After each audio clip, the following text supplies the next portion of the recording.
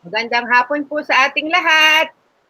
Nandito na kami ulit sa pangalawang series ng ating pag-uusap, no? Tungkol sa kalagayan natin ngayon na nasa state of national health emergency dahil sa napakagaling na virus. Hindi natin nakikita pero grabe ang tama, hindi lang sa Pilipinas kundi sa buong mundo. Kaya natutuwa po kami na nandito kayo lahat at sama-sama tayong mag-aral. Sa ating discussion ngayon, karapatang pantao sa ilalim ng isang national health emergency. At kasama ko po si Nisa sa ating pagmo-moderate ngayong hapon. Nisa? Gandang hapon po, si Nisa po ng iDefend. Okay. At kasama po natin siyempre yung mga batikan na ating mga lawyers. Ang mga manananggol ng bayan. No? Siyempre yung mukhang mga veterano sa hanggang sa pinakabata na ating mga lawyers ngayon. So pwede ko po bang ma-request ang ating mga magigiting na manananggol ng bayan na magpakilala? Umpisahan na natin dun sa pinakagwapo. Ay, puro gwapo pala itong ating kasama. Sa pinakagwapo at pinaka-seasoned. Wisdom, yan. Pinakamahaba ng wisdom sa usapin ng karapatang pantao. Attorney Chel? Akala ko yung pinakamatanda yung sinasabi ninyo eh.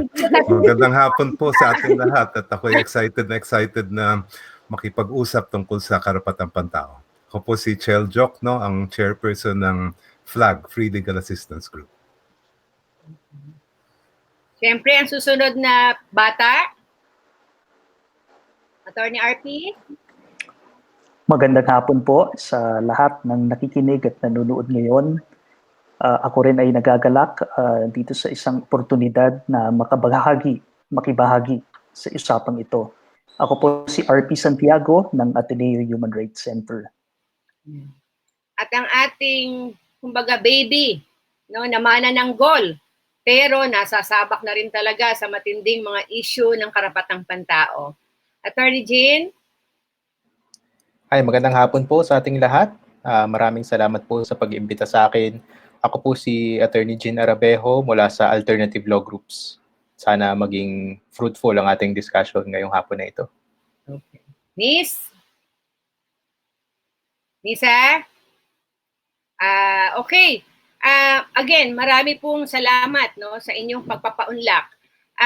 Umpisahan ko lang po na itong gawain na ito ng Philippine Alliance of Human Rights Advocate at In Defense of Human Rights Dignity Movement ay isang pamamaraan para mapagpatuloy natin yung ating kampanya kahit tayo ay naka-lockdown sa ating mga bahay.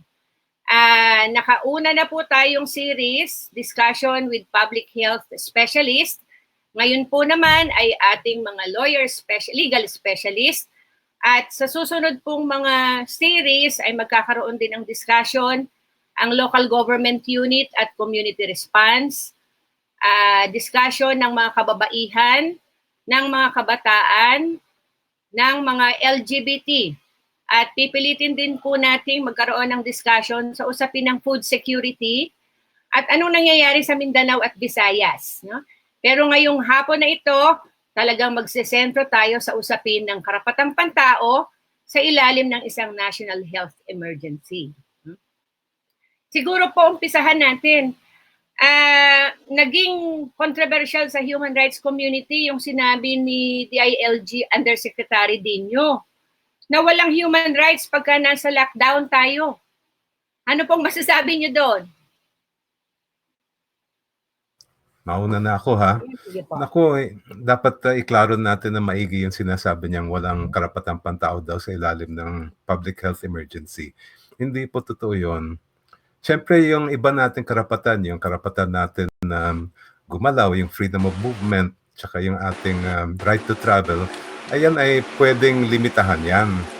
Pero yung mismong mga pinaka-basic na human rights natin, yung right to life, yung ating karapatan na matratuhan na may dignidad, ay hindi nawawala yan kahit na anumang pang emergency. Kaya sana maintindihan ng lahat yan na meron na naman tayong ibang karapatan na kailangan limitahan, pero yung mismong sabihin natin, pinakapuso natin na karapatan ay hindi nawawala yan kahit ano pang emergency.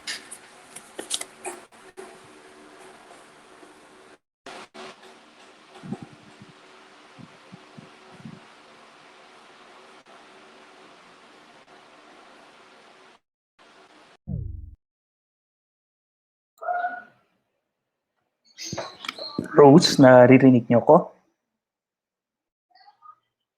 Yes, sir. Okay, medyo nawala yung audio sa akin ng konti. Okay, bumalik na. Hindi ko na dadagdagan yung sinabi ni Dean Shell, no? Napaka straightforward ng pagkasabi niya. Siguro ang madadagdag ko lang ay yung responsibilidad ng ating mga leaders ngayon sa panahon na isang national emergency. Napaka-importante na yung sinasabi nila ay tama. So sa ganito, they need to educate themselves. Otherwise, they are also spreading disinformation. At yun ang hindi natin kailangan sa ganitong panahon na isang national emergency. Dapat sana yung tama ang naibabalita sa iba. Kasi yung maling nasasabi, parang meron meron yung ripple effect, no?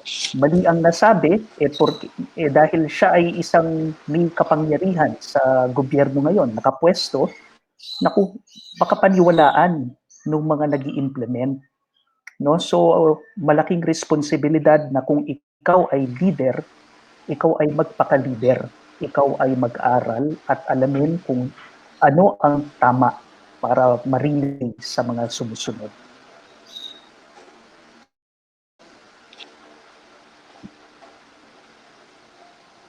Sorry, Jim. Sorry.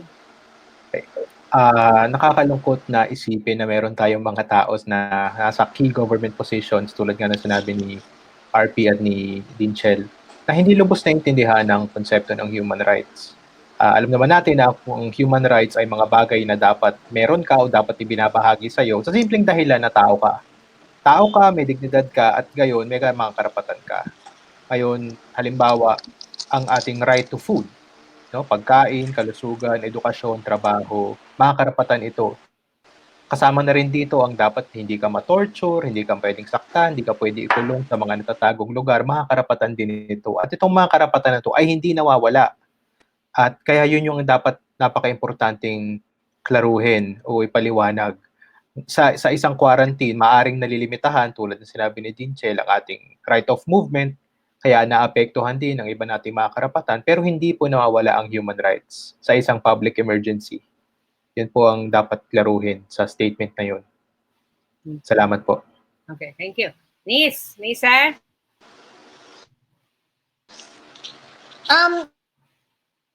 Yung susunod nating tanong ay nung early March, no, siguro mga March 5, 6 or 7 na-discover na ng Department of Health na mayroon ng local transmission ng COVID-19. At hindi pa to, bago pa to i-declare na pandemic, no, ng World Health Organization. Pero kumalat na yung balita na in-advise na ng DOH yung government na meron tayong local transmission na dito. Nagkaroon na kaagad ng proclamation 922 nung March 8, no? So dineclare na yung state of public health emergency sa Pilipinas. So bunga dito nung Code Red Sub-Level 2. So ano po ba yung ibig sabihin nun? Tapos ano yung po na yung immediate impact sa medyo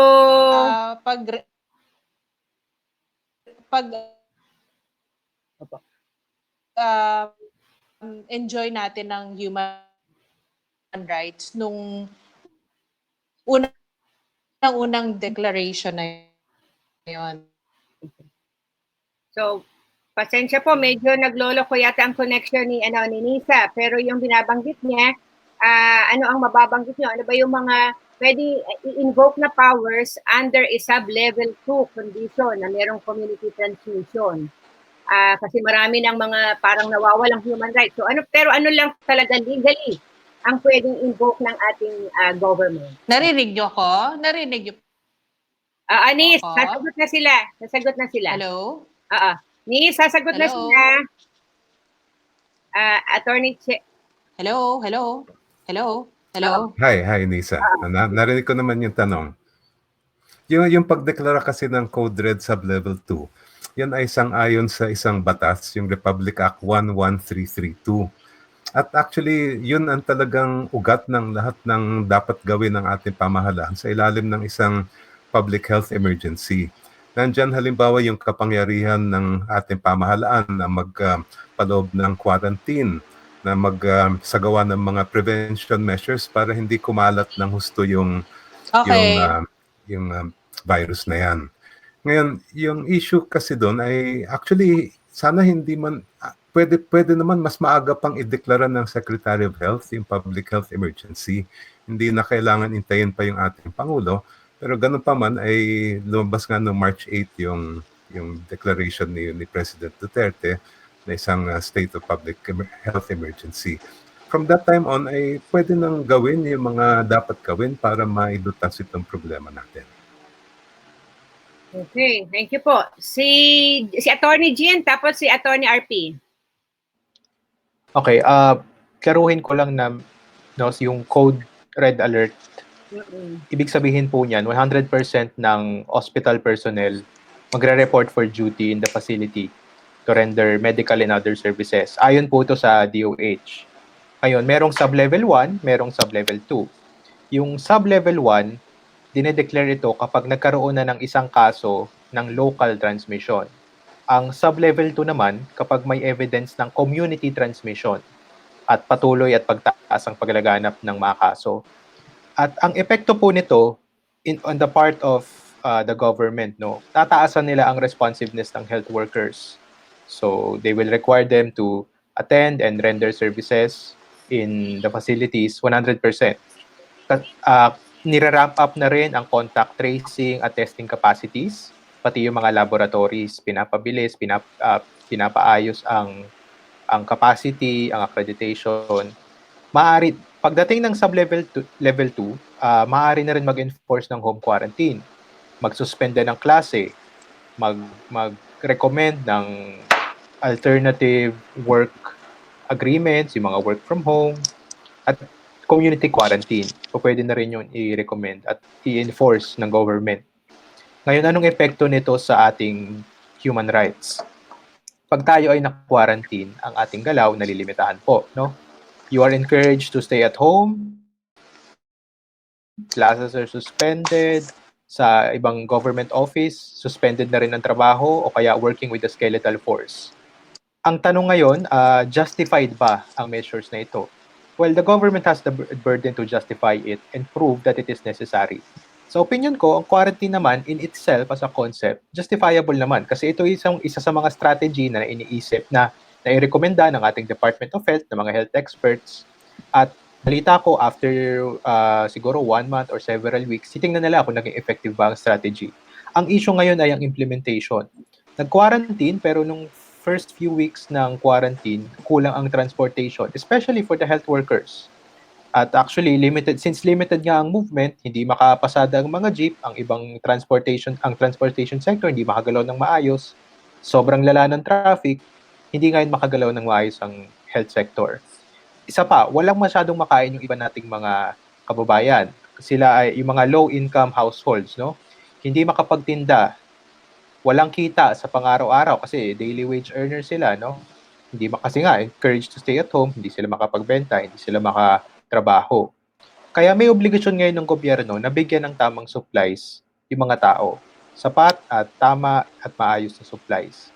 So, kung nagka-quarantine tayo pero meron tayong mga ibang kababayan na hindi man lang makakain ng maayos, hindi mga health workers na hindi makapagtrabaho, hindi makapunta sa kanilang trabaho, nagiging questionable ngayon. Yun yung hindi justified. Pero yung quarantine in itself as a concept, justifiable naman siya. But the government has to prove, and they have the burden to prove that it is justifiable and necessary given the circumstances. Salamat. Yun na po. Thank you. Attorney RP? na nasabi na kanina ni Binchel yung basihan natin para dun sa quarantine, no? Yung Republic Act 11332. Ngayon na sabi na rin ni Attorney Jean, yung basihan natin na may basihan ba tayo para mag-declare ng isang state of public health emergency in terms of yung kalagayan. And tingin ko sa ngayon, wala naman sigurong tututol sa atin. In fact, kaya nga ang programa natin ngayon ay kanya-kanyang bahay muna tayo kasi naniniwala tayo na ang kalagayan ngayon ay hindi siya tama para lumabas tayo. Kailangan tulungan natin ang isa't isa at lalo na yung mga frontliners natin. Ngayon, ang gusto kong i-emphasize dito sa mga nakikinig at nanonood na ang kalusugan ay isang human right, no? Pag sinabi nating karapatang pantao, hindi lang isa ang karapatang pantao natin eh. Marami tayong mga karapatan. At isa na dito ay ang kalusugan natin. Meron tayong karapatan para magtrabaho, meron tayong karapatan para malaman kung anong nangyayari, meron tayong karapatan na kahit na nasa bahay tayo, maging involved pa rin tayo in sa measures na ginagawa ng ating mga gobyerno. In short, yung batas na Republic Act 11332, yung karapatan natin lahat sa kalusugan ang sinusulong nito. Lalo na ngayon dahil itong COVID-19 ay wala pang gamot, no? Wala pa talagang identified na lunas. Merong nagre-recover sa awa ng Diyos, no? Merong nagre-recover. Pero sa totoo lang, dahil malakas ang resistensya ng mga taong yun. Ang advisory nga ngayon, di ba, kung ikaw ay medyo senior citizen na o kaya merong kang ikaw ay immunocompromised, no? Yung meron kang, kunyari, meron kang diabetes o meron kang hypertension o kung meron ka pang ibang mga kapansanan, medyo ano, di ba, sa bahay ka na lang. Okay? So, ganun kagrabe yung public health concern natin ngayon. So, may basihan para mag-quarantine. Ang tanong ngayon, teka, paano naman yung ibang mga karapatan namin? No? Kasi magko-quarantine ako, parang sa totoo lang, ang daling sabihin ng mga kumikita pa kahit nasa bahay lamang, no? Yung tuloy-tuloy ang sweldo. No? Paano naman yung arawan ang sweldo? Nawawala ba yung karapatan nila para kumita? Diba? Diyan pumapasok yung gobyerno kasi yung gobyerno, in a way, dinilimitahan niya, sabi ni Binchel kanina. Ngayon, yung period ngayon, hindi naman sa wala tayong karapatang pantao, pero nalilimitahan dahil sa isang national emergency na ang sinusulong rin naman ay yung karapatan natin sa kalusugan. Okay? Ngayon, ang role ng gobyerno ngayon ay ito yung sinasabi nating duty bearer dahil kailangan maunawaan natin na ang mga karapatan ay magkakaugnay, no? Kung hindi kumikita yung mga arawan ng sweldo, paano sila makakabili ng pagkain para sa pamilya nila, no? Paano sila makakabili ng gamot kung sakaling may magkasakit sa kanila? So dito pumapasok yung role ng isang gobyerno bilang isang duty bearer to ensure na yung mga karapatan natatamaan dahil sa pagsulong ng karapatan natin sa kalusugan, yung mga most vulnerable na tatamaan, hindi mawala ang kanilang karapatan mabuhay. Diba? Ultimately, it's about our human dignity. Diba? So, kunyari, hindi natin dapat marinig na wala namang namamatay sa gutom ng isang buwan, no? Kasi dapat, ang sagot ng gobyerno dyan, gagawan namin ng paraan para yung mga most vulnerable hindi magutom para masugpo natin ang isang health emergency na to. Salamat po. Miss? Nisa? Hindi po natin naririnig si Nisa. Sige, tuloy ko na lang po muna dahil mukhang may problema tayo sa audio ni Nisa. Dinchel, at syempre sa ating mga panelists, no? Nagkaroon na tayo ngayon ng RA 11469, yung Bayanihan Heal as One Law. Noong una pong pinoproposion ay matitindi yung mga provisions. Especially yung usapin siguro ng takeover, tapos yung mga penalty, at iba pa. Baka gusto nyo po kaming bigyan ng discussion. Ano ba ang maitutulong nitong bagong batas na ito? Ito ba talaga ang kailangan natin? O kaya talaga bang dapat pa yung isang ganitong batas para masugpo itong or makontrol itong ating bagong kalagayan ngayon? Attorney Chel? Yes. Actually, karamihan ng napapaloob dyan sa Bayanihan Heal as One Act ay meron na tayong batas dati. Ay hindi lang siguro nagamit o kaya hindi kaya napag-aralan ng maigi na nandyan na yan. Halimbawa, yung nabanggit ko ng Republic Act 11332, yan yung talagang pang public health emergency. Kaya nga yan ay pinasa ng ating Kongreso that is precisely designed for emergencies like this. Kaya nung una pa lang ay iniintay namin na i-implement, ipatupad na agad yung batas na yan. Anong naging problema? Number one, yung RA 11332, last year pa yan, dapat nagkaroon na yan ng implementing rules and regulations, pero hanggang ngayon hindi na ilabas. Pangalawa, ang nakalagay dyan sa batas na yan ay bawat barangay, bawat munisipyo, meron siya dapat ESU, Epidemiology and Surveillance Unit.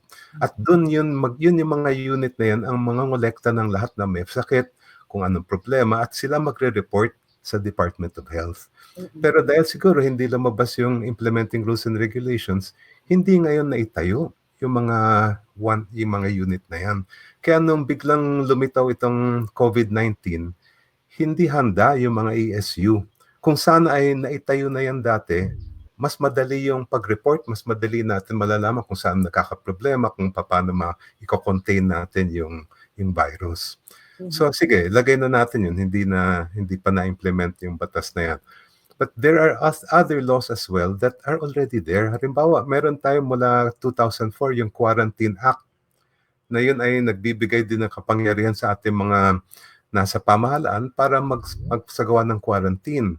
At hindi ko alam kung bakit inintay pa yung Emergency Act bago ito ay itinuloy. Ang isang nakakabahala lang doon sa loob ng bagong law natin ay yung nakalagay doon na bawal magkalat ng tinatawag nilang false information. Kasi sa tingin namin ay maaring hindi ma-apply ng tama yan. Isa pa yon, meron na tayong law na dyan dati, Article 154 ng Revised Penal Code. Nasabi doon, pag meron maglabas ng false news na bilang news talaga at yan ay makakasama sa public order, yan ay bawal, yan ay krimen. Kaya ang tanong namin dyan, bakit kailangan pang gumawa ng bagong batas kung nandiyan naman yung legal framework natin? Ang kailangan na lang ay implementation. And mabalikan ko lang din yung nabanggit ni RP kanina. Tama yung sinasabi niya eh. Yung sanang maging unang prioridad na ating pamahalaan, syempre yung talagang yung walang boses sa ating bayan, yung mga talagang matatamaan ng ganitong klaseng mga quarantine, hindi sila makakapagkita dahil araw-araw nga lang ang inaasahan nila eh. At yun ang sana naging priority at dapat maging priority ng ating pamahalaan mula ngayon hanggang matapos itong problema. Thank you. Napaka-importante ninyo binanggit nyo, Attorney Chel. At sa totoo lang, sorry, ngayon ko lang nalaman na wala palang IRR itong 11332, no? At yung napaka-importante, yung Epidemiological Surveillance Unit. Kaya pala nakakagulat, ngayon meron ng National Action Plan, National Task Force, at ang gusto nilang immobilize sa itong National Disaster Risk Management Unit natin, no? Totoo naman disaster ito, pero hindi siya yung health na very appropriate sana kung ito yung nakapaloob sa 11332. Pero ang ganda ng inyong mga binanggit. Baka po may madagdag pa yung iba nating kasama, si Attorney RP, tapos si Attorney Jean. Sige, salamat Rose. Siguro ang bakit siguro nagtatanong ang mga marami or bakit maraming umuusisa dito sa Republic Act 11469 na to, no? Ang una ko nakikita ay tiwala, no? Tiwala. Yung issue ng trust sa leaders natin. And sasabihin ng iba, teka, ito ba ay usaping political ba to? Kasi kung titignan mo, meron talaga mga diehard na kahit anong gawin, susunod lang, no? Siguro dapat maunawaan ng lahat ng mga nakikinig na dapat tayo ay issue-oriented, no? Hindi tayo dapat nakatingin lang parate sa personality. Hindi ibig sabihin na kunyari ay ikaw ay idolo mo ang leader, tama lahat ang ginagawa niya. Hindi rin ibig sabihin na kung ikaw ay isang kritiko, mali lahat ang ginagawa nung leader, no? Pero sa akin, malaking impact nito ay trust, no? Bakit trust? Kasi kulang sa transparency, no? Kung talagang titignan natin, uusisain natin, ang gusto natin ay transparent, 'di ba? Kumbaga merong track record ngayon yung ating mga leaders na medyo vindictive, vengeful. So tayo, we are only worry, no? Tayo ay nagmamasid na baka mamaya ay baka gamitin sa hindi nasasang-ayon or hindi tama ang iba pang kapangyarihan na ibibigay. Okay? Pangalawa, kulang na nga sa transparency, hindi pa malatag ang plano. Okay? Naiintindihan ko na ang reaction ng marami ay pagka nagbigay ng statement ang ating Pangulo, ay talagang sasabihin nila, parang tatay, no? Parang tatay na nagbibigay ng payo. Okay? Meron akong kausap, sabi niya, naiintindihan ko yung Pangulo na yung memorandum na binigay nung Interagency Task Force, no, nung inapprove niya, inexplain niya sa salitang Filipino para lang to assure the others. Parang ina-explain niya bilang isang tatay. Pero siguro, ang kailangan nating intindihin na nakukuha natin yung messaging, di ba? Pero kailangan importante din, ano yung laman ng message? Ano yung detalye ng message? Di ba? Kasi importante yung plano na sabi na kanina ni Jean, biro mo yung first day na pinagbawalan mo lahat ng sasakyan, biglang ang tinamaan yung mga frontliners mo, yung mga health workers mo, na wala namang mga sasakyan lahat, di ba? So, hirap na nga sila doon sa tungkulin na ginagawa nila, pinahirapan pa sila. At hindi naman tayo, hindi ito first time na nagkaroon tayo kunyari ng mass transport strike, di ba? Sanay na tayo na nagsa-strike yung mga pampublikong sasakyan natin. Di sana merong preparasyon. So, in short, ano talaga yung plano? Parang ikaw, Rus, na nagulat ako, meron palang National Action Plan. Anong plano natin, no? Kasi all the while, ang mga naririnig ko, itong Interagency Task Force para dito sa public health emergency na to.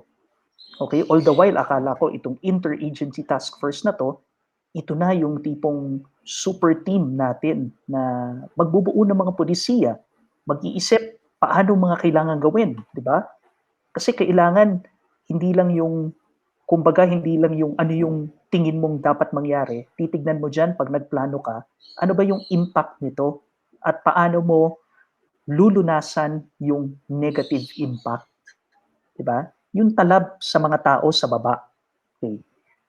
So, biglang dun sa National Action Plan, lumalabas, meron palang isang grupo pa na magpapatupad, mag-i-implement. At ngayon, lumalabas, itong IATF ay isang policy making. Okay. Tapos, parang biglang ang daming pangalan na lumalabas na mag-i-implement, no? So, ibig sabihin, eto na naman tayo, kung walang plano, walang coordination, nakita na natin kung ano ang naging impact ng walang plano at coordination. Halimbawa, pagkatapos mag-meeting ng MMDA Council, biglang nalathala, maglalabas ng curfew from 8 p.m. to 5 a.m. Metro Manila wide. 'Di ba? Ngayon, biglang lininaw naman ng DILG kasi nag-press ko na yung MMDA eh. Nilinaw ng DILG, teka, hindi pwedeng mag-curfew ng walang mga ordinansa, no? So, teka muna. Hindi ba tayo dapat kayo rin pala sa gobyerno, you work as one, 'di ba? So, nasan yung oneness? Nasan yung plano? Sino ang, kumbaga kung ikaw ay nasa barko, sino ba yung kapitan talaga na in charge? Hindi lang yung optics na sino ba yung mukhang kapitan. Hindi, sino yung taking charge of everything. So, ito ang konteksto kung bakit natin siguro parang hindi tayo mapalagay sa isang emergency power. Okay? So, yun yung overall context. Tapos, lumabas, di ba? Kung matatandaan natin, biglang kumalat kung ano ang hinihinging batas sana ng Malacanang. Nanggaling sa Malacanang yung proposal pinadala sa Senado. Okay? At lahat tayo nagulat kasi isa dun sa mga provision, merong maraming provision doon, pero yung isa na medyo kagulat-gulat ay yung takeover provision ng kahit anong negosyo with public interest, no? Nakalagay doon. Parang lahat na lang ng negosyo ngayon actually may public interest 'Di ba? Bakit? Kasi nasa bahay tayong lahat Halos hindi kumikita lahat, 'di ba? Kung pupunta ka doon sa mga laylayan, siguro babalik yung pag wala kang makain, kailangan ng asin. 'Di ba? So ultimo yung gumagawa ng asin, napaka-importante ngayon 'yan. So nakakasindak na maririnig mo na gustong humingi ng isang kapangyarihan na mag-take over ng kahit anong negosyo sa ganito panahon. At ito ay hindi fake news dahil ito ay galing sa Malacanang mismo. Ito ang hinihingi nila. Okay. Yung sa akin, again, in the spirit of transparency, no? Nung tinanong yung alam mo, marami kasing spokesperson sa Malacanang, hindi ko na alam kung sino yung totoong spokesperson, no? Oo, pero yung isang spokesperson, ang title, nung tinanong siya, sabi niya, hindi naman humihingi ng emergency power si Pangulo Walang nakalagay dun sa sulat, no? Alam mo, pag tignan mo yung section 3 dun sa original na hinihingi nila, nakalagay doon, sila ay humihingi ng isang emergency power. At yung national emergency natin ngayon, sang-ayon sa ating saligang batas, okay, yung hinihingi nila ay sa totoo lang, yung hindi na saklaw nung sinasabi ni Dean Shell na mga batas ngayon. Kasi meron tayong mga batas na i-implement lang nila Pero yung hindi saklaw nun, at yung medyo tumatalon sa ating saligang batas dun sa ibang mga provision, yun ang tawag doon ay emergency power. No? Mas maganda lang ang pagkasabi sa ating saligang batas. But for all intents and purposes, emergency power ang tawag dyan. No? So sa akin, yun, transparency, umami na lang tayo na talagang, alam mo, it's a national emergency power din yung hinihingi nyo. No? Sumigunda rin yung pinuno natin sa Senado. Ngayon, sabi niya, hindi ito emergency power. Okay? Ang nakakatawa nito, no, itong bagong batas natin, Republic Act 11469, galing sa dalawang bills yan. Isa galing sa Cámara de Representante. Pag tignan mo yung version ng Cámara de Representante, yung Section 3, nananatili pa rin doon sa huli yung katagang emergency power. Okay? Pag tignan mo, yung batas ngayon, at ito yung galing sa Senado, kasi nga, sabi nung pinuno, uy, sabi ko walang emergency power, tanggalin natin yung emergency power na nakasulat dyan. Ang sabi lang ay authority. Okay? So, pwedeng sabihin ng mga tao, teka, napakasimpleng bagay naman yan. Yan ba pagtataluhan natin? Ang punto ko lang po dito ay dapat maging transparent tayo. 'Di ba? Kung ano yung totoo. 'Di ba? Kung ito ay emergency power, aminin na natin emergency power. Walang masama sa umamin. Kasi kung tiwala at kung siguro yung pagiging kampante natin sa gobyerno ang layunin, no? Lalo na sa isang emergency, napaka-importante na transparent ang ating gobyerno sa kanilang mga plano at layunin. Okay? So yun muna, I'm sure pagka inusisa pa muna natin kung ano ang mga nilalaman nito, mas marami pa tayong mapag-uusapan. No?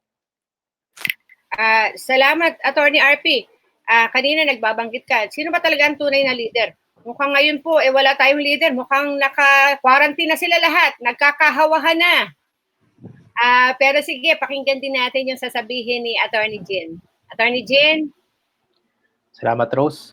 Sa opinion ko, no, hindi naman talaga kailangan ng emergency powers dahil tulad ng sinabi ni Attorney Chel at ni Attorney RP, meron na tayong mga existing na batas na pwede gamitin. Halimbawa, maaari naman bigyan ng directives ang mga ahensya ng gobyerno para pagalawin sila.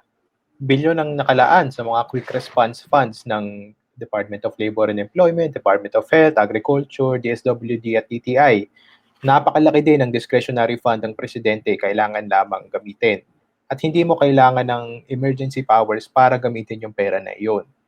So far din naman, cooperative ang mga private industries. In fact, nagdo-donate pa nga ang mga private industries, ibang private companies, nagdo-donate ng bus, nagdo-donate ng cash, at kung ano-ano.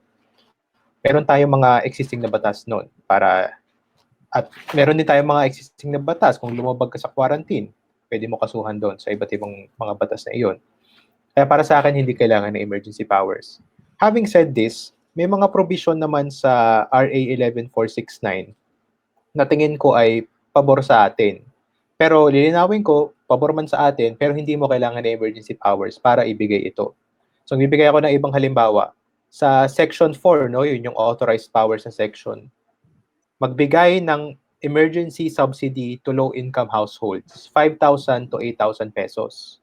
Maganda yun. Pero ngayon, di mo kailangan ng emergency powers. Kahit LGU, kung may initiative ang LGU mo, pwedeng-pwede nila ibigay ito. Binigay na ito ng Makati sa mga tricycle drivers bago pa mapirmahan ng 11469. No? At binigay din ito sa Pasig City ata. Ganun din sa mga tricycle drivers. So hindi mo kailangan ng emergency powers para ibigay yung subsidy. Isa pang halimbawa, COVID-19 Special Risk Allowance sa mga public health workers. In addition to hazard pay.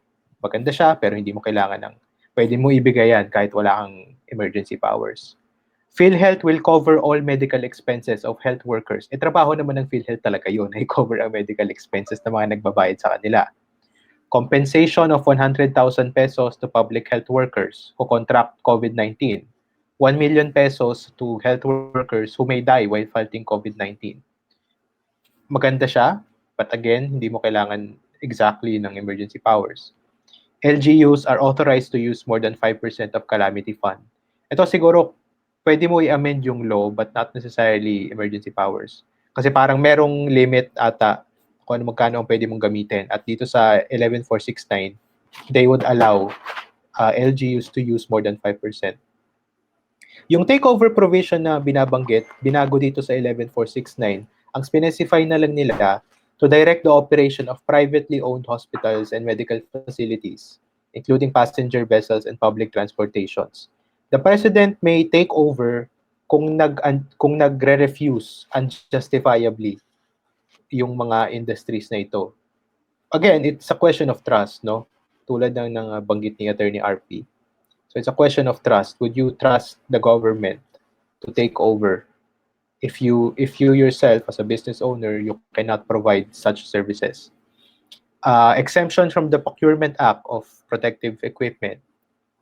Magbanggit lang ako na iba pa na tingin kong mga interesting na sa 11469. Minove ang statutory deadlines for filing and submission ng kahit anong document. So kailangan mo mag-file ng income tax return, may kailangan kang i-file sa korte. Payment of taxes, fees, minove na rin. Kahit nakapaloob yan sa batas, yung sa 11469, pwede natin i-move. Itong mga bagay na ito, siguro, well, yung BIR, I think nag-announce sila na minove nila yung deadline prior to the signing of this law. So kung nagawa pala nila nang walang emergency powers, di ba? O pwede pala yun. At another thing na favorable sa atin, minove yung period of payment of loans for GSIS, SSS, Pag-ibig. Binibigyan din tayo ng 30-day grace period sa residential rents without incurring interest and fees. Pwede mo naman gawin ng walang emergency powers, pero dahil nasa batas, mas compelling siya kasi may basihan na talaga, hindi na nakadepende sa feelings nung pagmamayari yung grace period. Lift the 30% cap on the amount appropriated for the Quick Response Fund. Okay. Ang nakikita kong alarming sa 11469 tulad ng nasabi ni Attorney Chel, no, yung tungkol dun sa free speech at saka fake news. Kasi kung ikaw ay nagbigay ka daw ng false information which are clearly geared to promote chaos, panic, and anarchy, pwede kang kasuhan sa batas na ito. But again, there's no clear definition. Ano ba ang ibig sabihin ng clearly geared towards chaos, panic, and anarchy? Kasi may na-mention nila kasama ang Facebook at social media accounts. Pag nag-post ka dyan at false information yan, at walang definition ng false information dito sa batas na ito, pwede kang kasuhan, pwede ka ikulong, pwede ka i-fine. Isa pa ay yung LGU officials, kapag hindi sila sumunod, pwede silang ikulong o kasuhan din. So, may mga bagay na magaganda na tingin ko ay okay na provisions dito sa 11469, pero hindi mo nga kailangan ng emergency powers para ibigay ito in the first place. Kung may initiative ang mga local government officials at ang government agencies, kung malinaw ang plano sa lahat at kung papagalawin nila ang pondo, kaya-kaya naman ibigay ito ng walang emergency powers. So, yun lamang sa akin at maraming salamat. Thank you, Attorney Jin. Napaka-comprehensive ng iyong binanggit. May idadagdag yata si Attorney RP? Sige, magandang pinuntahan na ni Jin yung mga provisions, no? Siguro ang gusto ko lang ang maganda sa isang panel, no? Lumalabas yung mga opinion. Yung sa akin, merong mga provisions actually dun sa emergency powers na tingin ko ay kinakailangan. Emergency talaga. Siguro ano ang basihan ng isang emergency powers? Kung mababasa natin yung batas, makikita natin na ito ay napapaloob sa isang artikulo sa ating saligang batas na in times of national emergency, kagaya nito, isang public health concern, yung Kongreso ay pwedeng magpasa ng isang batas na nagbibigay ng powers necessary sa ating Pangulo para sugpuin itong emergency na to. At ito nga ang nangyari. Right now, ang Kongreso natin ay nakabakasyon, no? Sabi ng Pangulo, naku, parang kulang yata ang kapangyarihan ko, no? We can agree or disagree with that, no? Kasi again, agree ako dun sa maraming sinabi na yung pagbibigay ng bonus, yung implementation, nasa kapangyarihan niya na yan ngayon no? Hindi na kailangan ilagay dito, di ba? Pero ayon nga sa ating saligang batas, pwede siyang bigyan ng emergency powers, pero ito ay for a limited time only. Okay. Ano yung limited time only? Kung hindi nakalagay sa batas yung oras na yan, automatic kapag nag-adjourn ulit ang Kongreso, kapag nagbakasyon sila, okay, mawawala itong kapangyarihan na to. Okay. So ito, sa aking palagay, itong hiningi niyang mga powers na to, pag nagbakasyon ulit ang Kongreso, dahil ang basihan nito ay yung Article 6, Section 23, subparagraph 2 ng ating saligang batas, mawawala lahat to kasi nga temporary lang to. So kailangan magpasa ulit ng isa pang batas na tulad nito. Okay. And sa akin yung pinaka-emergency power na nakalagay nga dito ay yung takeover provision. So ngayon, kung babasahin natin, ang sabi na lang ay hindi na siya takeover pero direct the operations, no? Direct the operations if needed. At yan ay isang emergency power na wala sa kahit anong batas natin ngayon itong power na to. Okay? Kung iisipin mo, ikaw ay gobyerno tapos merong isang pribadong negosyo, hindi basta-basta pwedeng makialam ang gobyerno dun sa negosyo na yon kahit na sabihin mong isang national emergency. Pero dahil sa batas na to, okay, for a limited time only, again, pinapayagan, no, na makialam ang gobyerno para yung private enterprise na yon ay sumunod dun sa pagsugpo ng national emergency. Pero babalik ulit ako dun sa transparency. Okay. Yung pinaka-issue ko kasi is ano ba talaga ang naging plano ng gobyerno? Kasi yung unang inilathala nilang pag-request, blanket na gusto nilang i-take over o i-direct lahat. Blanket, yan ay lumabas ng Sabado. Okay? Nung Sabado. Pero nag-monitor ako ng Lunes. Yung lumabas na bill sa House at yung lumabas sa Senado, halos pareho na, no? Ang nangyayari hindi na blanket takeover, tinanggal nga yung takeover naging direct na lang, direct the operations. Yung takeover provision sa ilalim ay kung ayaw lang pumayag na magpa-direct o kaya sabihin nung private establishment, no? At naka-limit na yung private establishment Kung sabihin ng private establishment, hindi ko na kayang ipagpatuloy ang aking operasyon. Gobyerno, kayo na muna mag-take over. Okay? For a limited time yan. At linimitahan na. So sinabi, sino-sino tong mga establishments na to. So sinabi na lang dito, yung mga ospital o health facilities, other establishments na pwedeng gamitin para sa pagtulog, pag-quarantine. So yung mga nakikita natin ngayon, most likely, ginagawa na ngayon, no? Yung mga hotels, di ba? O yung mga lodging. So in short, yung private sector natin tumutulong kahit wala pang batas, tumutulong, no? Yung sa akin, pinag-iisipan ko lang, saan galing yung ating liderato sa gobyerno nung nag-propose sila ng blanket? Tapos nung pagdating ng Lunes, linimitahan na lang to certain private entities, no?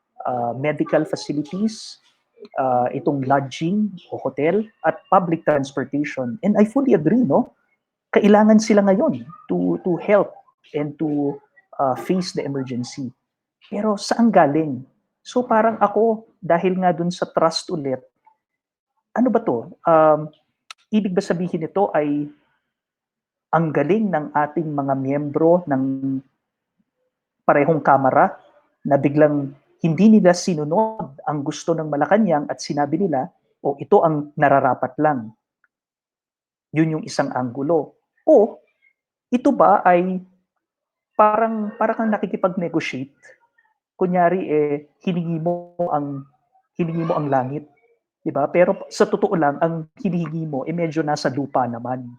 Reasonable naman. Pero para saan ba 'yan? Para ba sabihin lang sa mga tao, kita mo, reasonable kami? So ang sa akin, 'di ba?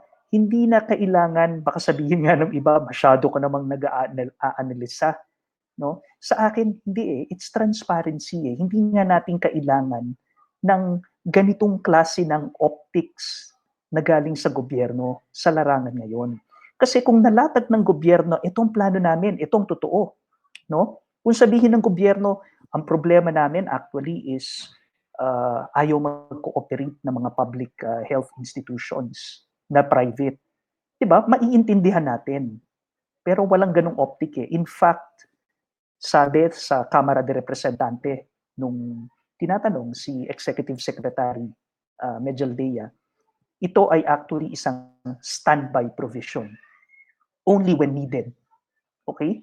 So again, parang sa akin, di sana yun ang sinabi, simulat sa pool. No? Pag standby siya tapos blanket, nakakatakot talaga. Di ba? Parang kahit ano na lang pwede. Nung pala ililimitahan. Okay. Tapos yung iba nga, talagang kailangan at an emergency ngayon. Okay, for example, yung exemption sa procurement law. 'Di ba? Ang busisi ng procurement natin eh. So ito ay isang exemption na for a limited time only, no? So kesa magpasa pa ng alam mo yung piecemeal, 'di ba? So ito yung tinatawag na sa totoo lang emergency powers na binibigay. Okay? So yung mga iba dito actually hindi talaga kailangan ng emergency power. In fact, yung mga allowances na linalagay dito, kung tutuusin, kung gusto lang, kunyari, ng mga leaders na merong confidential funds o yung tinatawag nilang mga intelligence funds nila, kung gusto lang nilang kunin doon ang pambayad dito, kayang-kaya. No? So it's a matter of policy implementation. Salamat po. Si Attorney Chel, may dadagdag din. Yes, Rose. May dagdag ko lang. Sa tingin ko yung talagang number 1 and number 2 priorities natin ngayon. Siyempre, unang-una yung mga frontliners natin. Yung kailangan nila talaga ng mga protective gear. At dahil meron na yan emergency powers law, ay sana gamitin na ng ating Pangulo at ng pamahalaan para talagang iutos ang lahat ng mga ahensya, pati ang customs na nasaan na? Nandyan na daw yung mga PPE. Bakit hindi nilalabas? Bakit hanggang ngayon naghihinaing pa ang lahat ng mga frontliner natin? Wala pa sila natatanggap ng mga PPE. Pangalawa, yung issue ng mass testing. Ako ay okay sa akin yung quarantine. Talagang kailangan natin yung quarantine na yan. Pero meron tayong kulang pa sa formula. Kasi ang tanong ay, kailan natin malalaman kung pwede nang i-lift ang quarantine? Malalaman lang natin yan kung nagkakaroon tayo ng testing. At syempre, ang dapat bigyan prioridad sa testing ay hindi mga VIP. Ang dapat bigyan prioridad sa testing, unang-una, mga pasyente. Yung talagang nakikitang nandyan na yung simptomas nila. Pangalawa, yung frontliners kasi ang dami nang namamatay na doktor. Naku, mawawalan tayo ng frontliner niyan. Pangatlo, yung mga komunidad na alam natin laganap na yung COVID-19. Yun ang talagang gusto kong makita sa ating pamahalaan. Huwag na lang natin debatehan pa yung emergency law na yan. Nandiyan na yan. O sige, edi gamitin na nila para yung talagang nangangailangan ay maayos yung problema. And yun ang, kung tatanungin ko, ano bang gusto mo mangyari? Yun ang gusto ko sanang mangyari. Ngayon, meron din sana akong panawagan sa ating justice system. Kasi sa ngayon, yung mga nagiging biktima din ng pang-aabuso, yung mga nagiging biktima ng paglabag ng karapatang pantao, walang mapuntahan. Kasi yung mga korte natin, syempre alam natin, sarado yan. Kaya sana magkaroon tayo ng mekanismo, sana nananawagan tayo sa Korte Suprema, na kahit sa internet na lang, online, ay magbukas sila ng ng mga korte na pwedeng magtanggap unang-una ng piyansa. Kasi yung mga nahuhuli halimbawa ng curfew o kung ano-ano man mga kasong sinasampa sa kanila, na bailable naman ang offense, ay dapat agad-agad mabigyan ng piyansa yan. Pangalawa, yung mga talagang naging biktima ng pang-aabuso ng kung sino man, lalong-lalo na kung galing sa ating pamahalaan, ay dapat may legal remedy yan. Dapat pwede na agad magsampa ng writ of habeas corpus o kung ano man ang pwedeng sampahan na petisyon. Kaya sana nananawagan ako na sa gawa ng sabihin natin, bago ito wala pa naman dati tayong ganyan, na online na court para agad-agad ma-actionan yung mga problemang ganito. Thank you. Salamat, Attorney Chel. Lahat ng mga binanggit nyo, napakaganda, no? Usapin ng trust, transparency. Tapos yung court nga, no? Online court, dahil ang dami na po natin mga kasong natatanggap. Pero puntahan lang po natin si Nisa at isa-summarize niya ng konti yung ating ilang mga discussions na. Nis? Okay, sige po. Para po dun sa mga ngayon lang nag-tune in sa ating live stream, tayo po ay nagdi-discuss tungkol sa pag-alam ng ating mga karapatan sa ilalim ng Enhanced Community Quarantine, curfew o yung ating Luzon lockdown situation. At ang ating pong mga tagapagsalita ay si Attorney Jean Arabejo from Alternative Law Groups, Attorney RP Santiago mula sa Ateneo Human Rights Center at syempre si Attorney Chel Jokno ng Free Legal Assistance Group. At atin pong napapag-usapan ngayon yung dinaanan na po nating discussion yung sa pagiging incoherent ng policy formulation, no, ng ating government. Kaya siya sinasabi nating incoherent dahil pati sa pag-interpret po ng mga barangay nagkakagulo yung implementation. At nasabi na rin po natin na nagkakaroon ng parang unnecessary measures na idinadagdag o ipinapataw sa kung anuman yung existing policies o existing pronouncements. Meron ding unnecessary legislation, kagaya nga nitong bagong pasang bayanihan bill at tinilad-tilad po natin yung mga provisions at sinasabi din natin na sa kabila ng lahat ng legislation na ginawa at saka mga policy, napakalaking bagay po yung nagtitiwala yung tao sa pamahalaan at nakikita nila na yung hakbang na ginagawa ng pamahalaan ay nagbibigay ng kumpiyansa at hindi konsumisyon. At nakita din po natin sa ating usapan na mayroon tayong mga question mismo dun sa provisions din nung batas. Yung halimbawa yung mga penalties very vague tungkol sa baka bumangga sa freedom of expression at saka freedom of the press, freedom of information. So yun lang po yung ating summary. Siguro pwede nating puntahan ngayon yung mga may ilang kaso po kasi tayong nakuha yung mga urgent alert natin. Halimbawa po, kung nabalitaan ninyo yung mga bata sa Parañaque ba yun? Yung kinulong sa pet cage ng barangay chair. So hindi ko alam kung paano ginawa ng mga magulang doon. Or yung ano po, yung tinorture daw, pinagmalabisan sa isang checkpoint. Paano ba ang gagawin namin considering sinabi nga ni Attorney Chel, no? It's not like the courts are open. Pero sa aming mga ordinaryo pong mga kapitbahay na nakikita namin yon o napapagkwentuhan namin, paano po yung pwede naming gawin para matulungan sila? Una na ako ha. Unang-una dapat ma-document natin na maigi yung mga pangyayari. At kami sa FLAG, ang Free Legal Assistance Group, kasama rin ng iba't ibang mga law students, ay handang-handa na tumulong pagdating sa bagay na yan. Pangalawa ay bukas pa naman at pwede rin i-report yan sa Commission on Human Rights. Kahit na sabihin natin yung ating courts ay baka hindi natin pa masampahan ng kaso yan. Pangatlo, yung issue kasi ng nananawagan sana ako sa lahat ng nasa may kapangyarihan, mga nasa PNP, mga barangay na official, na gawin naman natin ng tama yung ginagawa natin para mapatupad itong mga quarantine, mga travel restriction, mga checkpoint. Alam naman nila yung tama at yung mali. At wag na natin dagdagan pa yung problema, lalo na ng mga nasa laylayan ng ating lipunan. Hirap na hirap nga tayo tapos ay dadagdagan pa. Yung mga issue ng hindi dapat sila pwedeng pumasok, yung mga naglabag na mga ordinansa, mga curfew, ay pauwiin na lang. Wag na lang natin, yun may nakita ko sa Twitter na pinabibilad sa araw yung mga nag-violate ng curfew. Nakita ko rin yun yung nilagay sa dog cage. Ay, hindi na tama yan. Igalang pa rin natin yung karapatan ng lahat ng tao na dapat tratuhan natin na may dignidad.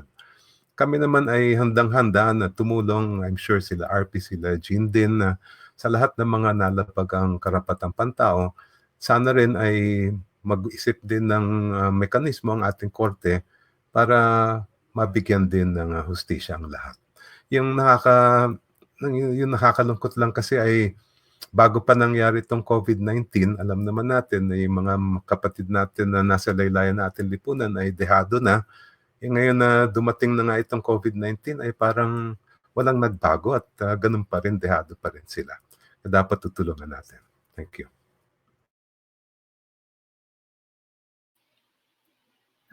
Attorney Jean? Sige. Sang-ayon po ako sa sinabi ni Attorney Chel, no? Mahalaga na i-document yung violations. So, kung wala man kayong, kasi karamihan ng mga korte, no, sarado, at kung gustuhin nyo man na tawagin ng inyong abogado, hindi tayo makasigurado na makakapunta ang abogado sa kulungan kasi nga meron tayong enhanced community quarantine. Hindi kasama sa exception, at least hindi explicitly kasama sa exceptions yung may kailangan kang puntahang kliyente. Ang exceptions lang, bibili ka ng iyong mga required essential goods. No? So kahit bilang abogado, lalo na kung magkahiwalay na barangay o magkahiwalay na city, yung abogado mo sa kung saan ka nakulong, mahirap po yun. Pero online, nagbibigay naman po kami pwede kami magbigay ng advice sa inyo. At tama, ang pag-document. So, ang bilang mga kamag-anak o kapamilya, isulat niyo po yung mga pangalan ng mga police officers, ang kanilang rango, ang police station, kung saan sila naka-assign. Isulat niyo rin po kung kailan nangyari, anong oras, saan nangyari, sino-sino ang involved, anong pangalan ng kulong, saan dinala, at pangalan ng mga taong posibleng nakakita ng insidente. Isulat niyo po yun sa notebook o sa papel para kapag gusto niyo ireklamo yung nangyari, gusto niyo magpa-document, nakahanda na po ang mga detalye. At tulad po ng sinabi ni Atty. Chel, bukas naman po ang CHR. At itong mga impormasyon nito, ang hihingiin din sa inyo ng CHR. No, mga detalye ng insidente. So kahit doon lang muna, magandang first step na po iyon para maprotektahan o ano man maka-ano na tayo sa mga human rights violations. Padagdag ko lang din na bilang panawagan sa mga may makapangyarihan, no, na nabasa ko lang bago mag-start tong session natin. Merong sa Valenzuela na may isang health worker na natikitan sila ng MMDA. Kasi dalawa sila magkapatid nakasakay sa motor at natikitan sila. At yung dahilan nung kapatid, wala kasing masakyan. Tapos apparently na-violate nila yung ordinance ng social distancing dahil dalawa sila sa motor. So yung mga ganitong bagay, no, na sana naman intindihin natin na yung kakulangan sa transportation, wag nyo na sana tikitan ang mga health workers. Wag na natin pahirapan pa ang buhay nila ngayon. Kailangan sila. Nakakasakit na nga sila. Hirap na nga sila pumunta sa ospital at matitikitan pa sila ng 5,000 pesos yung fine sa kanila ng MMDA. So yung mga ganitong detalye, no, mga maliliit na bagay na sana magkasundo ang government at ang LGUs para mas mapadali natin ang paglaban sa COVID. Maraming salamat. Yun lang po muna. Attorney RP, unless meron kang gustong idagdag, ang gusto ko lang po i-raise, kasi parang sa mga tao, critical at immediate yung response. Natataranta na sila, hindi sila makalabas ng bahay, hindi sila makabili ng pagkain. Meron po kaming report na natanggap dito na baka by Monday yata sa Barangay Putatan sa Parañaque ay 24 hours na daw ang curfew at 2 weeks. Anong gagawin ng mga tao sa loob ng bahay nila? Paano sila kakain? Baka po meron kayong reasonable, practical na advice. How do we go about this? Attorney RP?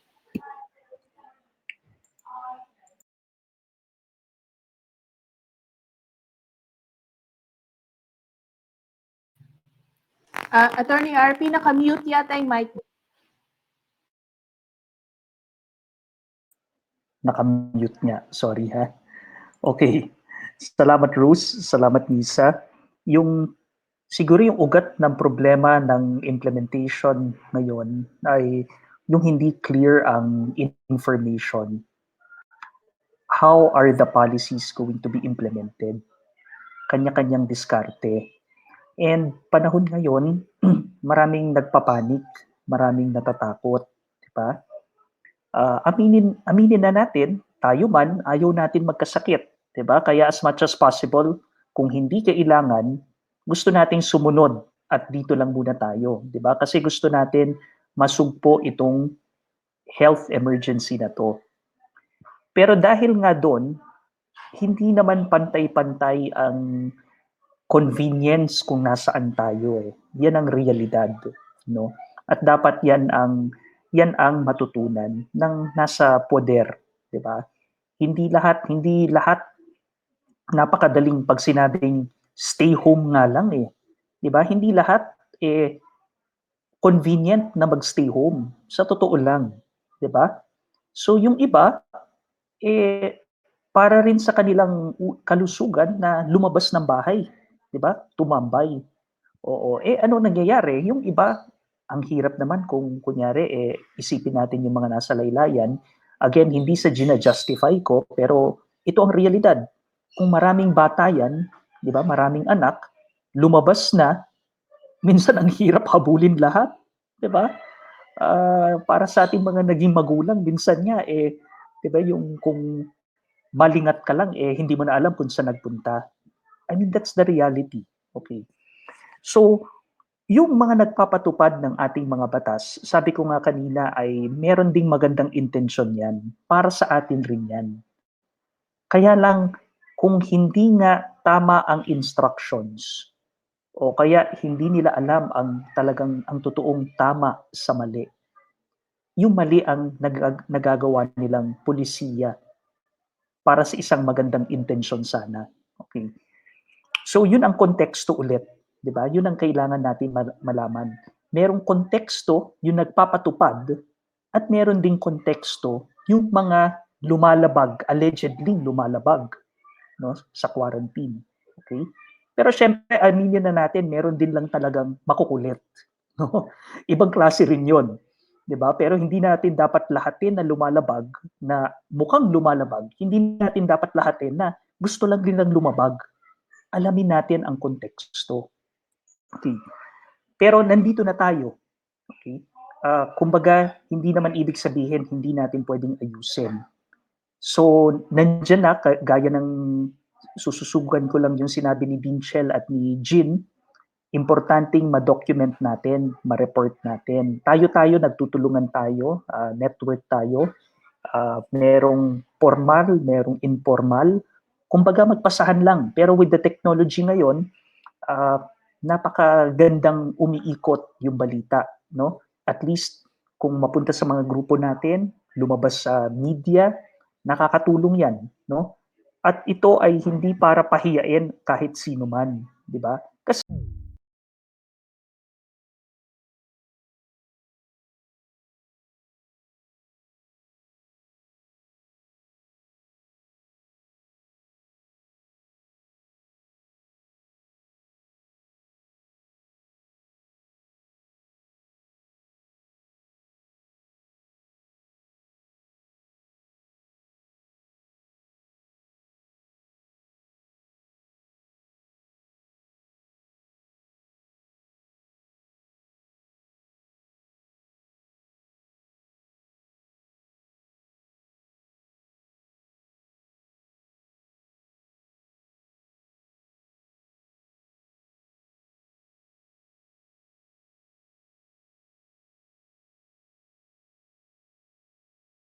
yung sinasabi ko nga kanina, yung Live streaming is on. yung pangalawang importante nito ay ayusin natin, remedyohan natin ang pulisiya.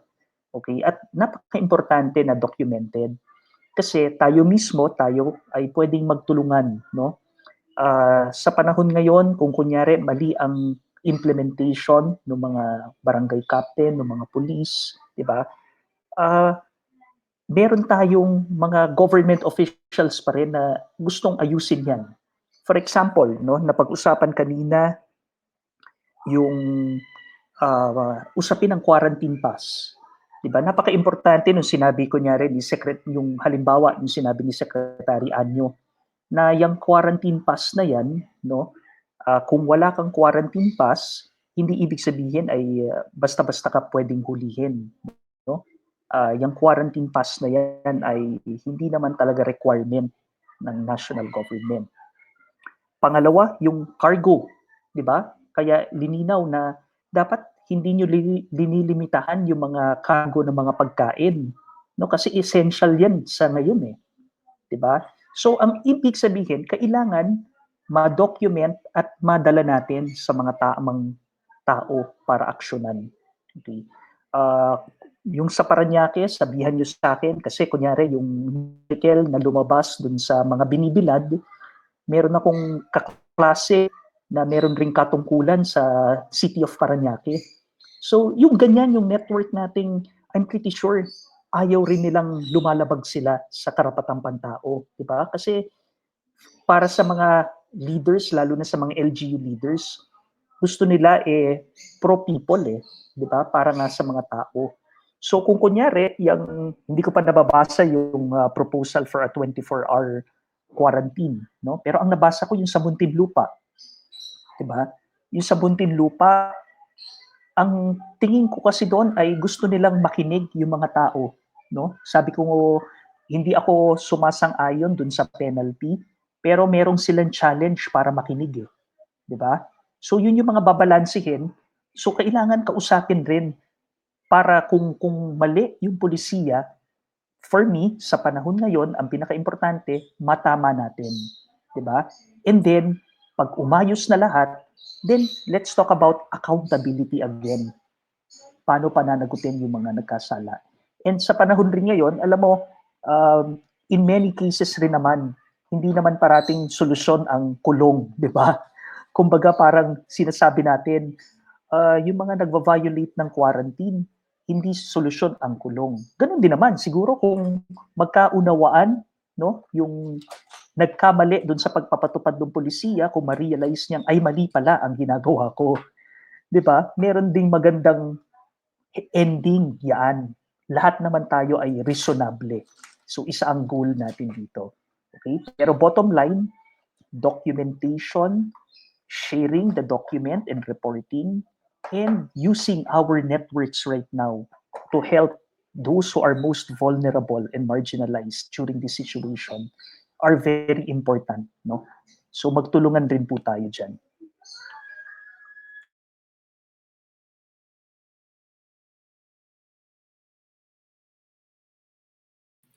Nisa, may dadagdag ka? Nis? Tatanong ko po sana kung merong any concrete activity or initiative sa mga lawyers groups para po tumulong o mag-contribute sa pag-respond natin sa mga nangyayari ngayong enhanced community quarantine. Halimbawa po yung ang I Defend at Para ay meron nga pong documentation hotline na makikita sa aming Facebook pages at yung mga nagsasubmit po ng reports ay pinocompile po namin at meron din po kaming donation drive para nga dun sa mga taong hindi pa nakaka-access nung support. I think napaka-importante nung ma-mobilize talaga yung legal community to support kasi mas magulo na nga yung pag-implement. Tapos meron pa tayong batas na parang mas lalong magiging mapanupil sa mga taong naghahanap ng solusyon at saka yung mga gustong makatulong. So, anything po na po pwede naming pwede niyo pong ma-share which initiatives ang dapat nating suportahan. May initiative ang mga UP Law students na sinusuportahan namin sa flag. Yan ay #lockdown, hindi lockup. At yun ay makukontak kami through Twitter, palagi ko sa Facebook din. Kung meron sana kayong gustong i-report na mga pang-aabuso, yung mga paglabag ng karapatang pantao, pwede po niyong i-report doon at we will get back to all of you who report. Ay sa tingin namin, yung issue ng pag-document ng mga human rights violations ay kayang-kaya natin gawin yan ngayon kahit na nasa kanya-kanyang bahay tayo. Saka na yung pagsasampa ng kaso, basta ang importante ngayon ay malaman natin yung mga facts at makuha lahat ng ebidensya. Thank you.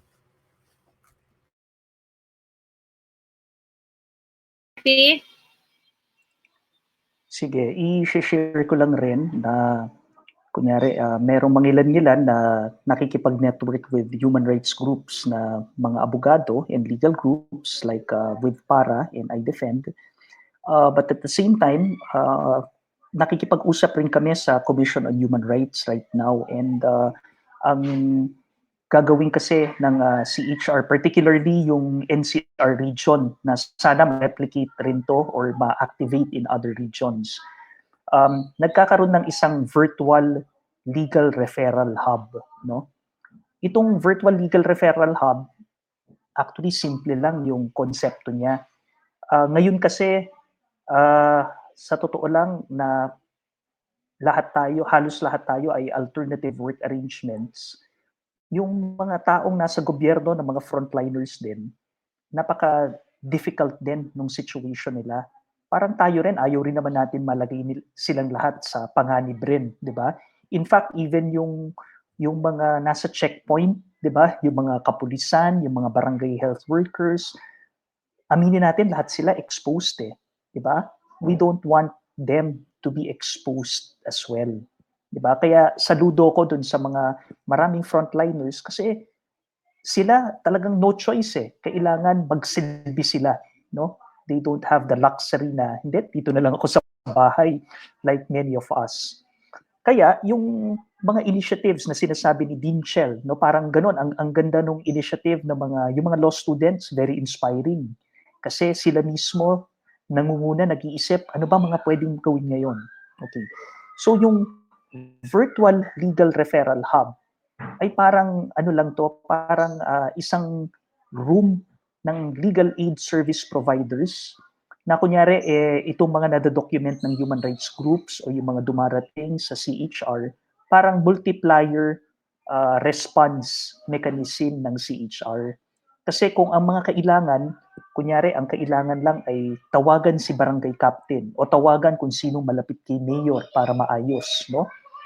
Alam mo, yung mga lawyers, ang daming networks ng mga abogado So maghahanap lang tayo ng mga, alam mo yung, dito natin gamitin ang mga connections sa tamang bagay. Kasi hindi tayo makalabas di ba? So tawagan. Ito ang ating sariling bayanihan na let's use our networks to talk to the right people and to fix policies, no? So importante yung ma-document dahil nga kailangan maayos ang mga pulisiya, but at the same time, kung talagang umaabuso yung mga nag-i-implement, then later on, meron ding accountability na mangyayari. Okay? So ito, I'm pretty sure maraming legal aid service providers ang magtutulungan din dito. Diba? Kasi sa panahon ngayon, gusto lang natin ayusin ang mga pulisiya para maging pro-people talaga. Okay. Salamat po. Nisa, with your permission, gusto ko mag-raise ng isang controversial lang na question sa ating mga lawyers. Okay lang po? Sige po. Anong masasabi niyo kay Coco Pimentel? Sabi natin, number one na ating kailangan protektahan ay yung ating mga frontline, ang ating mga doktor, mga nurses. Tapos mukhang mali ang kanyang aksyon. At marami pong lumalabas na iba-ibang mga opinion sa mga lawyers natin. Ano sa tingin niyo ang anong tawag niyan? Ang naging aksyon ni Coco at meron bang dapat na gawin para magsilbing model at matuto ang mga tao na hindi dapat nating ilagay sa alanganin ng ating mga frontliners? Sino kung gusto magsalita? Attorney Chel, nakangiti ka. Ikaw, Rose, ha? Ito lang, tanong ko lang ito Kasi napansin ko, pagka mahirap ang sinasabing lumalabag, ay kulong agad. Pero sabi naman nila ay pagka mga big time ay may compassion. Hindi ako naniniwala dyan. Hindi naman tama yon. Bakit pag sinasabi ng mga nasa laylayan na ating lipunan ay parusa agad. Pero pag malalaking tao ay pag-iisipan pa at parang nangyayari dyan ay walang pananagutan. Mali naman ehemplo yon, hindi naman yun ang dapat mangyari sa ating lipunan. Kung may pananagutan, kahit ikaw ang pinakamalaking tao sa ating bansa, ay dapat mananagot ka talaga.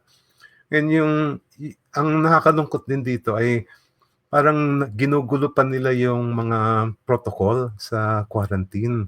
Kasi ngayon, ang nakita kong latest na lumabas ay hintayin nyo na lang at magkakaroon tayo ng parang mga bagong patakaran. Obvious naman yan. If you are if you know when you should be self-quarantined, ay huwag ka lalabas ng bahay. Kaya nga nagagalit tayo sa lahat na lumalabas ng bahay na hindi naman kailangan eh. Yung isa ko pa nakikita dyan ay tama na siguro yung double standard ng hustisya sa ating bansa.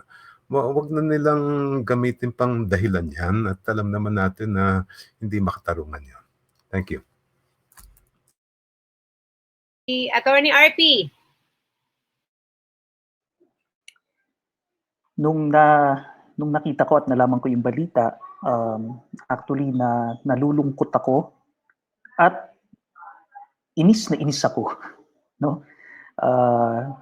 Medyo humupaw na yung pagkainis ko, pero hindi ibig sabihin wala na yung accountability dapat.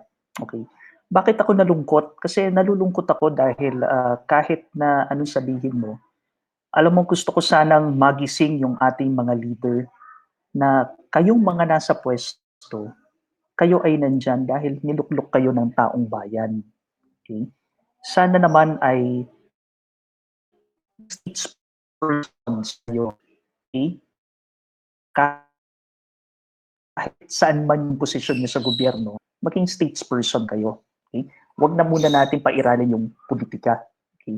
So, in short, parang pag sinasabi natin, by analogy lang, no, pag reformative justice para sa mga nagkakasala, ang iniisip natin, ako, may hope sana yung mga taong leaders natin. At nalulungkot ako dahil itong mga to, alam mo, ito yung mga magaganda yung family background, may pinag-aralan, alam mo yung mga, dapat ito yung mga nag-iisip, di ba? So doon ako nalulungkot na parang hanggang ngayon yung paggamit, at hindi lang kay Senator Coco yung paggamit ng mga marami sa mga leaders natin ay mukhang pang sariling interest di ba? Self-centered. So yun naman ang aking ikinagalit, no? Galit na galit ako kasi emergency na and naririnig natin yung mga health workers natin, yung mga doktor natin, yung ibang mga frontliners, they put their lives at risk at meron na nga mga namamatay. Diba? Tulungan na natin sila. Dapat tayo ay maging parte ng solution. O kung hindi tayo parte ng solution, wag na natin pahirapan pa yung ginagawa nila. Diba? Hospital yung pinuntahan. So, sa akin, hindi sumunod dun sa tamang protocol. At dito pumapasok yung pushback ng maraming tao. Diba? Yung check your privilege. Ang daming nagagalit no? Kasi alam mo yung ibang mga frontliners natin, hindi pa natetest. Diba? Yung iba, na-test na. May kakilala ko naging PUI siya, na-test na. Hanggang ngayon, wala pa yung resulta niya. Samantalang itong mga iba na asymptomatic, and yung PUI na yun, nag-exhibit ng symptoms at dahil exposed, diba? Na pumasok sa protocol.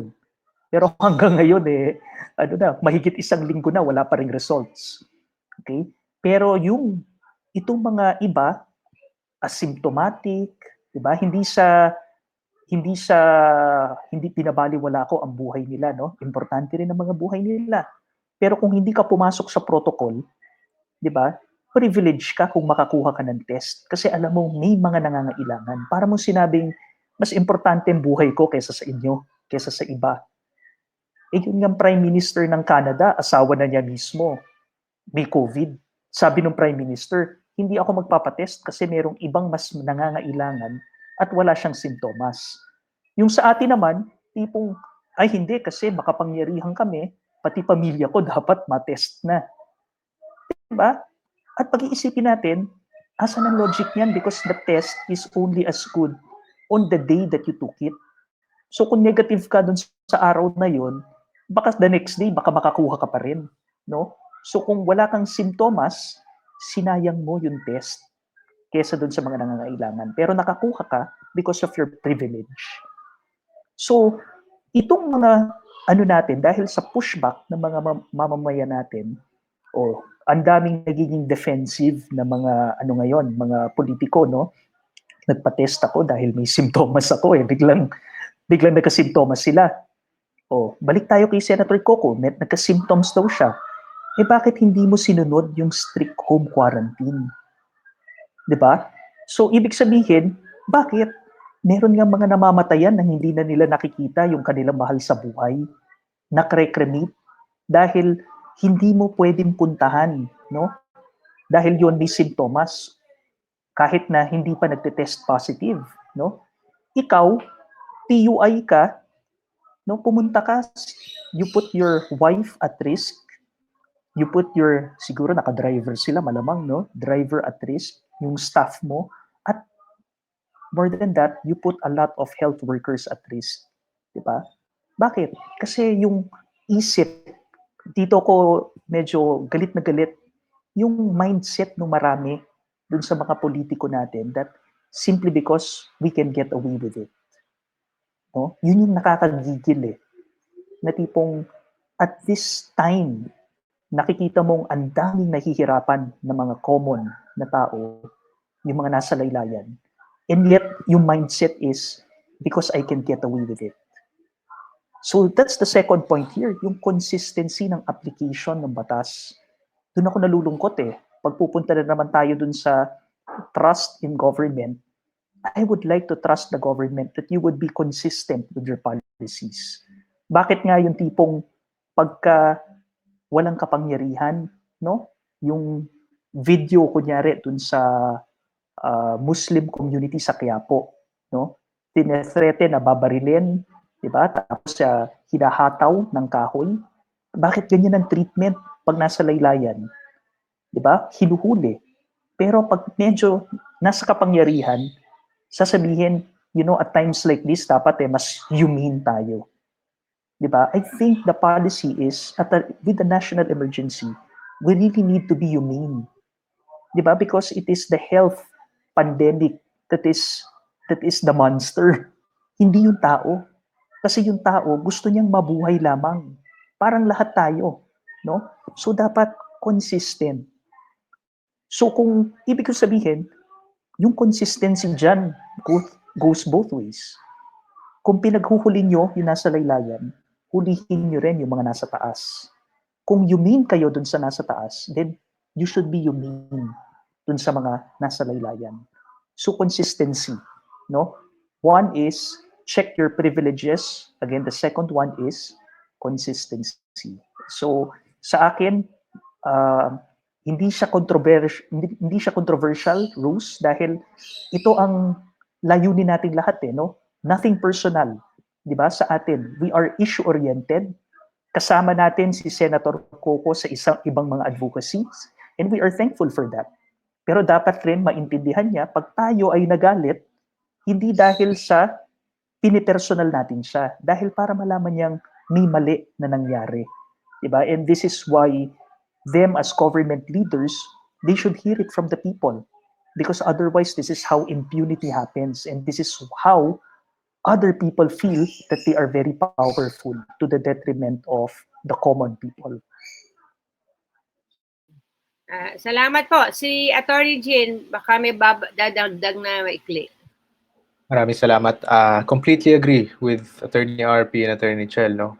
But para lang maipakita kung gaano ka absurd yung situation, naalala natin yung 60-year-old street dweller na naaresto dahil wala siya ng curfew. Street dweller, wala siyang bahay. Baka natutulog siya sa ilalim ng tulay, pero nakulong siya dahil wala siya curfew at nasa labas siya. Samantalang ang ating senator pumunta sa ospital, positive, yung street dweller hindi nga siya na-test eh. Wala kang confirmation na may COVID siya. Samantalang si senator, alam naman niya na meron siyang COVID-19. At pumunta pa rin siya at hindi lang yun, nahawaan pa ang ibang mga doktor, isang buong ward eh. No? So yung mga doktor, kailangan nila mag-quarantine yung mga doktor. So nabawasan pa yung health sector. And yet, the DOJ will not file charges. So, pero yung street dweller, alam naman natin walang bahay, of course, nasa labas siya hindi siya nasa loob ng bahay. So, quarantine. So, yung gano'n, no? But I agree with, hindi ko sinasabihang necessarily na ikulong natin si Senator Coco Pimentel. I agree that we have to be humane in these times. Tulad nga na sinabi ni Attorney Chel na pauwiin nyo na lang yung mga nasa laylayan. Kung nasa labas sila, huwag nyo na hatawin, huwag nyo na sabihin na babarilin kayo pag lumabas kayo ng bahay. At intindihin natin yung konteksto tulad ng sinabi ni Attorney RP kung bakit nga ba sila lumalabas. At saka tayo magresponde ng naaayon. Hindi yung basta-basta kulong lang agad ang solusyon. Kasi magkakahawaan pa nga yan sa kulungan eh. Hindi mo talaga maobserbahan ang social distancing sa kulungan dahil nga congested. Alam naman nating matagal lang congested ang mga kulungan. Capacity halimbawa 12 pero ang nandun 100. No? Ganun kalala ang kulungan natin ngayon, mas lalo na. So kung ilalagay mo pa yan sa kulungan, na-defeat ang purpose ng quarantine. So pauwiin na lang natin, let's take this humanely and understand the context. Maraming salamat. Again, please. Okay, maraming salamat po sa ating mga guest panel this afternoon. I-summarize lang natin yung points natin sa gitna ng mga policies bilang pagresponde sa COVID-19 pandemic. Kailangan natin ng compassionate and competent leadership at nananawagan tayo na iuna at gawing comprehensive ang pagrespeto sa karapatang pantao para hindi nagugulo at hindi napapahamak lalo ang tao sa pagsasagawa ng mga palisiyang ito. Nag-express din kami ng sa iDefend, nag-express din po kami unang-una nung aming pagkabahala na ang naka-frontline sa palisiyang ito ay mga militar, mga utak pulbura, imbis na mga doktor at saka mga medical responders. Kaya sa loob ng susunod na 4 o 6 na buwan, ini-expect pa pong 6 na buwan, several more months, titindi pa ang mga violations na ini-expect natin dahil nga yung klase ng mind frame, no? Ang framework, yung takbo ng isip ng mga namumuno at saka nangunguna. Hindi ko alam kung meron pa tayong DOH dahil ang iba't ibang mga ahensya ng tagapagpatupad na ng mga policies ay puro na mga ex-military, puro na executive. So, kami po ay patuloy na nababahala at patuloy na nagmamatsyag. So, palagay ko very substantial po yung naging sharing ng ating mga legal experts. Bago tayo magtapos, hihingan po natin sila ng last words. Tsaka message nila siguro sa ating mga frontliners. Meron po tayong human rights defenders na nasa frontline mula pa nung umpisa. Bigyan ko na po kayo ng chance to give your last words. I mean, for the session. Mauna na yung matanda. Panawagan sana kay Pangulo na gamitin niya yung buong puwersa niya para maibigyan na natin yung mga protective gear sa ating frontliners na matagal na nilang iniintay. Pangalawa, gamitin niya yung buong puwersa niya para magkaroon talaga ng testing na tama.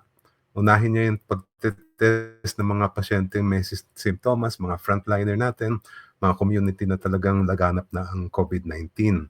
At huli na lang yung VIP. So, pangatlo ay panawagan din sa ating Korte Suprema na maghanap ng paraan o mekanismo para magkaroon ng online sistema na makapagpiyansa ang mga kailangan ng piyansa at tingnan din yung kalagayan ng ating mga nakakulong. Kasi nga, nabanggit nga ni Jean, we have one of the most crowded jails in the entire world. Kaya maganda rin na malaman din natin kung ano ba talaga yung totoong lagay sa loob. But bigyan din natin ng pagkakataon ng mga nasa loob na hindi rin sila mahawan itong virus. Sa lahat ng mga frontliners natin, saludo kami sa inyo. There's no way we can repay what you are doing, and we really admire your courage, your fortitude in doing what you do. Mabuhay po kayong lahat. Attorney RP? Attorney RP? Sige, una, maraming salamat din sa mga frontliners natin. Saludo kami sa inyong lahat. At maraming salamat sa inyong sakripisyo at mga ginagawa. At pag sinabi natin frontliners, para lang malinaw, hindi lang po ang ating mga medical health workers. lahat po yung nakikita natin sa labas, security guard, barangay tanod, mga pulis, no? Yung mga nagbebenta sa palengke, di ba? Maliban sa kailangan nung iba na wala silang choice, pero sa totoo lang meron choice eh. At sila pinili nila na magsilbi pa rin sa gitna ng kalamidad na to. Pangalawa lang, siguro para lang malinaw rin sa mga nakikinig natin, magre-react lang ako kay Lisa kasi ako ay galing sa isang military organization nung ako'y nasa kolehiyo, no? UP Vanguard. At meron kami mga vanguard na mga general at mga nasa serbisyo, di ba? At sa totoo lang, hindi lahat rin ng mga nasa military, di ba? Marami sa mga military rin ay progressive mag-isip, no? Kaya lang sometimes they are not in positions of leadership, or yung iba naman, unfortunately, kailangan sundin mo yung chain of command. So I'll stop there dun sa chain of command, no? Kasi kung ano yung nasa taas, naku, alam na naman sumangalungat ka, di ba? Kasi yun ang training. Pero siguro, ang intindihin natin, we owe it, yung government owe it to the people to have the best minds in coming up with a plan. At yung punto ko, kahit na yung mga lagay mo na sa military the best minds, kung pare-pareho sila ng ideas, then it's not the best, di ba? Kasi kumbaga mutual, pare-pareho lang, isang idea lang yan eh. So this is the time that you need the best minds from different sectors, no? Yung health, kasi yung military, security, of course, ang isip eh. Di ba? Pero paano yung health? Paano yung mga negosyo? Paano yung mga small businesses? So now is the time to have multi-sectoral component in the fight for this against this pandemic, no? So yun lang sana ang isipin ni Pangulong Duterte na pagka dito sa pag-implement ng isang national action plan, hindi security lamang ang solusyon dito, okay? So marami tayong mga magagaling na nandiyan na pwedeng itap. Yun ang totoong bayanihan na pwede nating makuha. Salamat po. Attorney Jean. Naka-mute kaya yata, Attorney Jean. Maraming salamat po sa pag-imbita sa amin dito sa session natin ngayon. Maraming salamat po sa frontliners, sa mga health workers, mga pulis, sundalo, kagawad, at lahat po ng lumalabas araw-araw at itinataya ang kanilang mga buhay para labanan ng COVID-19. Maraming salamat po sa inyong lahat. Saludo po kami sa inyo. Kaakibat niyo po kami sa laban na ito. At sinusuportahan po namin kayo bilang mga abogado sa lahat po ng mga kaya namin, whether legal or policy, suportado po namin kayo. Ang panawagan ko po sa gobyerno, Mapa National at LGU, hindi po kulong ang solusyon ngayong panahon na ito. Suportahan po natin na talagaan natin ang isa't isa, ang ating mga resident sa kanya-kanyang barangay. Bigyan po natin ng tamang supplies, tama at sapat na supplies sa mga, lalo na po sa mga nasa low-income households, mga kapatid nating nasa laylayan, no? At bilang nasa alternative law groups po kami, nagpo-provide po kami ng legal advice sa mga victims of human rights violations. So, kung meron man kayong katanungan tungkol sa inyong sahod, kung kayo ay labor o kahit anumang labor questions, pwede niyo po kaming i-message sa Facebook page at susubukan po namin sagutin ang inyong mga katanungan. So we're doing as much as we can, and I hope that we will go through this pandemic or epidemic together. Thank you very much. Okay po. Thank you very much po sa inyong lahat. Hopefully, maulit natin siguro in the near future, no? Tapos meron na tayong mas positive na pwedeng pag-usapan. Meanwhile po, bago tayo mag-closing, ipaparemind lang po natin yung ating hotline. Makikita po yan sa iDefend Facebook page, website na idefend.ph/COVID-19-HRV-reporting. Pag pumunta po kayo sa iDefend page, iDefend website, ay makikita nyo po yung hotline na iyon. Maaari din po kayong sumulat sa COVID-19 HRV sulat @gmail.com para po makapag-report, para po kami ay makapag-document ng mga human rights violations na inyo pong nararanasan o na-witness. Tapos meron din po kaming donation drive na ipinapadaan po natin sa mga networks and partner organizations. At meron kaming poster na ginawa para dyan sa donation drive na gusto po naming i-share sa inyo.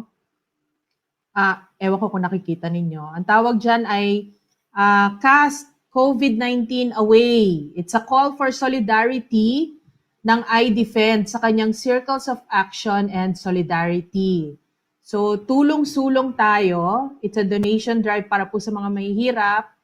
You can message us po at sumulat din sa COVID-19 HRVsulat @gmail.com.